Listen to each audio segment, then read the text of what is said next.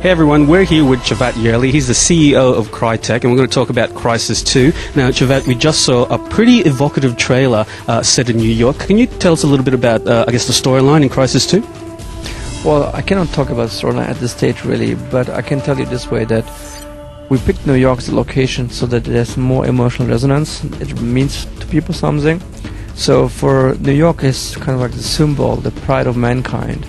And we said, like, if the pride of mankind can go down, is in danger, every city in the world would be coming down pretty much. And so we position New York as a story, as a character itself, having its own arc, starting from the beginning up to the end game, where something big happens in New York, something that will be certainly a historical moment in that game, I believe.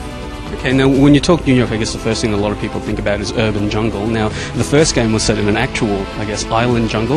What does urban jungle, I guess, mean to the gameplay, and how does it affect Crysis 2? So the jungle concept has been the way we positioned jungle in Far Cry and Crysis has been about the gameplay. Jungle gameplay also meant sandbox gameplay. So you have a lot of free-flowing gameplay, and with Crysis we had a nanosuit. So and we said, how can we empower the nanosuit in an urban jungle? Through cars, through objects, through destruction. And as a gamer with nanosuit, we are now opposing challenges in this kind of bowl of sandbox experience. But also what we do is this horizontal experience now is elevated with a vertical experience, which is when you look at rooftops or a higher level, like the first level of Windows, for example. So we're trying to elevate the player through different heights so that we take advantage of the urban jungle and the verticality of it. Story has become a major focus in this one. You've actually brought on an award-winning author, Richard Morgan, to craft the story for you. Why did you guys decide to focus so much on storyline? Well, storyline was a area that was underdeveloped to the potential in Crysis 1. So Crysis 1 had this had good achievement in gameplay, had great achievement in visuals. So gameplay and visuals were sort of on one par, but story wasn't. We cannot fight new wars with old weapons. We have higher standards nowadays. So we said, okay, we really need to work in with somebody who really knows his job.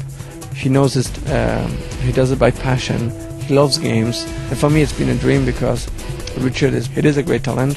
He is great, and he certainly brings tons of creative ideas, and something that I think will make Crysis 2 very special because of that.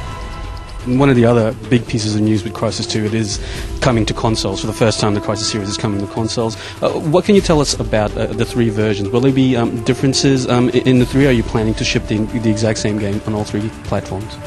So fundamentally, the experience will be about the destructibility, about nanosuit and New York. And these three experiences will be translated to each platform with different skills. That being said, on 360 and PS3 you will get pretty much the same experience. It will be still awesome. But on PC, because of more brute force power, you're going to get an elevated experience through just its technical horsepower. And so the game will be adapting to the platform and driving these three things further forward. Thanks for that, Javad. The game is looking great so far. Can you tell us what platforms it's coming out on and when people can expect it out? So it's coming holiday this year, and it's going to be on PC, 360 and PS3. Thank you very much for your time. And thank you very much.